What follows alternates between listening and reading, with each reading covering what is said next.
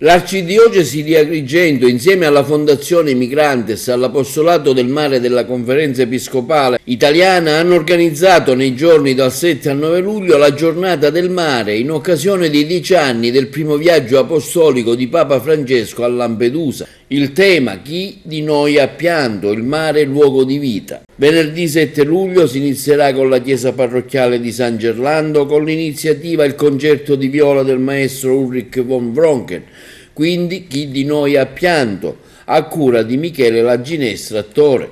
Sabato 8 luglio si inizia alle 9:30 con un percorso commemorativo dal sagrato della chiesa parrocchiale di San Gerlando fino alla Porta d'Europa e quindi davanti al sagrato i saluti istituzionali di Filippo Mannino, sindaco di Lampedusa, e di Alessandro Damiano, arcivescovo di Agrigento. Quindi si ci sposta verso il porto. Il mare è vita, è una riflessione di Don Bruno Bignami, direttore dell'Ufficio Nazionale CEI dell'Apostolato del Mare.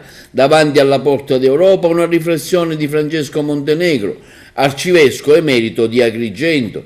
Quindi alle ore 21 una tavola rotonda pubblica con testimonianze sul sagrato della chiesa parrocchiale di San Gerlando e l'intervento del giornalista di Avvenire Nello Scavo, che dialoga con Giancarlo Perego, arcivescovo di Ferrara, Don Stefano Anastasi, già parroco di Lampedusa, Enzo Riso pescatore, Fardusa Osam Namned, rifugiata della Somalia, quindi Mussa Mobiddo Camara, rifugiato del Mali.